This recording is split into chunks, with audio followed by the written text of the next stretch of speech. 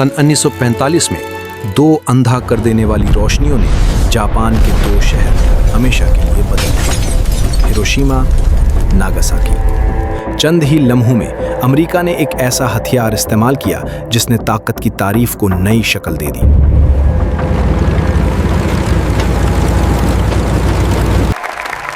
हमारा मिशन कामयाब रहा। इंसानी तारीख का सबसे तबाहकुन हथियार। ये सिर्फ बम नहीं था, ये एक पैगाम था। हजारों किलोमीटर दूर मॉस्को में क्रेमलिन की सर्द और खामोश दीवारों के पीछे एक शख्स इस पैगाम को पूरी तरह समझ चुका था, जोसेफ स्टालिन। इसके लिए एटमी बम जंग के खात्मे की अलामत नहीं था, बल्कि एक नए दौर का आगाज था।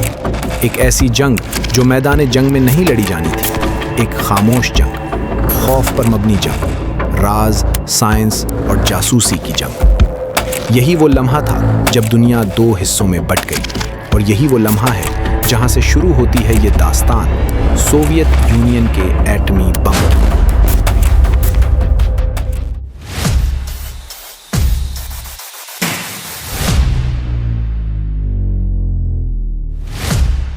दूसरी जंग अजीम के इख्तिताम पर सोवियत यूनियन फतह तो हासिल कर चुका था, मगर बुरी तरह थक चुका था। 27 मिलियन से ज्यादा सोवियत शहरी हलाक हो चुके थे।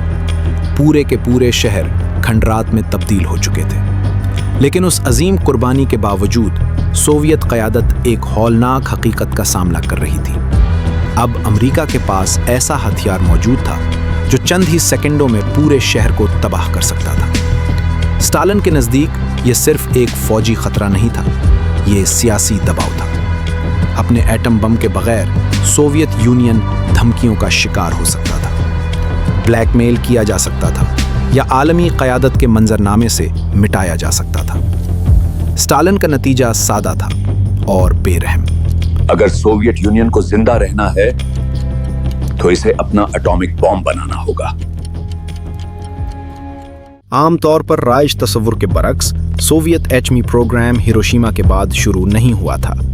1930 की दहाई ही से सोवियत साइंसदान न्यूक्लियर फिजिक्स पर तहकीक कर रहे थे। इस तहकीक के मरकज में एक खामोश मगर निहायत ज़हीन माहिर तबीयत मौजूद था, एगोर कोरचाटोव। वो और उसके साथी एटमी फिशन को बखूबी समझ चुके थे और इसकी बेपनाह ताकत और मुमकिना नताइज से भी वाकिफ थे। लेकिन सोवियत यूनियन को शदीद कमी का सामना था, माली वसाइल की, सनती सलाहियत की और सियासी फौरी ज़रूरत की। वसाइल की कमी की वजह से हम कुछ भी नहीं कर सकते। जब नाजी जर्मनी सोवियत यूनियन पर हमला करता है तो जिंदा रहना ही सिर्फ एक वाहिद प्रायोरिटी बन जाता है। इल्मी रिसर्च को साइड पर रख दिया जाता है। लेकिन पर्दे के पीछे सोवियत इंटेलिजेंस एक हैराकुन हकीकत का पता लगाती है। 1942 तक मॉस्को को मालूम हो चुका होता है कि अमेरिका और ब्रिटेन खामोशी से एक एटॉमिक बॉम्ब पर काम कर रहे हैं। एक ऐसा प्रोजेक्ट जो इतना राज में है कि उसका एक कोड नेम है, द मैनहट्टन प्रोजेक्ट। ये इंकिशाफ सब कुछ बदल देता है। 1943 में स्टालिन हुक्म देता है, यह मेरा ऑर्डर है, एटॉमिक बॉम्ब पर काम तेजी से शुरू कर दिया जाए। कोई बहाना नहीं, कोई नाकामी कबूल नहीं। स्टालिन ने इस मंसूबे की जिम्मेदारी सिर्फ एक ही शख्स के सुपुर्द की, लावरेंटी ब्रिया, एनकेवीडी का सरबराह, खौफ और दबाव का माहिर। ब्रिया कोई साइंसदान नहीं था, वो एक सख्त गिर नाफिज करने वाला अफसर था। इसकी जिम्मेदारी बिल्कुल वाज़ेह थी, बम हासिल करो, चाहे इसकी कोई भी कीमत क्यों ना चुकानी पड़े। साइंसदान मुसलसल निगरानी के तहत काम कर रहे थे। हर कदम पर उन पर नजर रखी जा रही थी। नाकामी का अंजाम कैद हो सकता था या उससे भी कहीं ज्यादा संगीन। इसके बावजूद ब्रिया ने इस मंसूबे के लिए लामहदूद वसाइल फराहम किए। सोवियत यूनियन के लिए अब एटमी बम हर चीज से ज्यादा अहमियत इख्तियार कर चुका था। सोवियत क़यादत बखूबी जानती थी कि वो आजमाइश और नाकामी के तवील बरस बर्दाश्त नहीं कर सकती। वक्त कम था और खतरा बहुत बड़ा। इसीलिए उसने अपने सबसे मुअस्सिर हथियार का सहारा लिया, जासूसी। खुद मीन हीटन प्रोजेक्ट के अंदर सोवियत खुफिया नेटवर्क खामोशी से काम कर रहा था। इन जासूसों में सबसे अहम नाम क्लॉवस फोकस था, एक माहिर तबीयात जो अमरीकी एटमी प्रोग्राम के ऐन मरकज में तैनात था। फोकस ने मॉस्को को इंतहाई हसास मालूमात फराहम की, इम्प्लोजन बम के मुकम्मल डिज़ाइन, प्लूटोनियम के अहम हिसाबात और फैसला कुन इंजीनियरिंग हल। वो अकेला नहीं था, थियोडोर हॉल और रोजनबर्ग नेटवर्क जैसे नाम भी इसी खुफिया जंग का हिस्सा थे। इन सब की मुश्तरका कोशिशों ने सोवियत यूनियन के बरसों की तहकीक बचा ली। अब एटमी बम महज एक ख्याल नहीं रहा था, अब इसे तामीर किया जा सकता था। लेकिन सिर्फ डिज़ाइन काफ़ी नहीं थे, एटमी बम के लिए यूरेनियम की ज़रूरत थी। सोवियत यूनियन ने एक नागुज़ीर तलाश का आगाज़ किया। यूरेनियम मशरक़ी यूरोप और वस्ती एशिया में कान कनी के ज़रिए हासिल किया जाता रहा। ज़्यादातर काम जबरन मज़दूरों के ज़रिए लिया गया। कैदी ख़तरनाक हालात में काम करते थे, रेडिएशन की बीमारी, कहर, खामोशी। इसी वक्त मुकम्मल खुफिया शहरों की तामीर भी जारी थी। ऐसे शहर जो किसी नक्शे पर मौजूद नहीं थे, इर्ज़मास 16, चिलियाबेंसिक 40, ऐसे मकामात जहां ख़ानदानें बाड़ों के पीछे रहती थीं, झूठे नामों के तहत, और वो एक ऐसे हथियार पर काम कर रहे थे जिसे दुनिया कभी जान नहीं सकती थी। 1948 तक सोवियत डिज़ाइन को हतमी शक्ल दे दी गई। ये एक प्लूटोनियम इम्प्लोजन बम था। इसका नाम रखा गया RDS-1।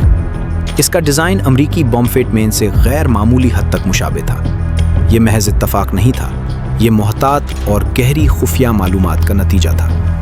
हर हिसाब किताब बार बार जांचा गया, हर पुर्जा मुकम्मल तौर पर आजमाया गया। गलती की कोई गुंजाइश नहीं थी। ठीक से काम करो, गलती की कोई गुंजाइश नहीं है।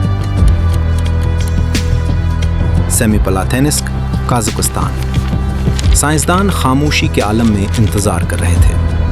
एक बटन दबाया गया, रोशनी की एक शदीद चमक ने रात को दिन में बदल दिया।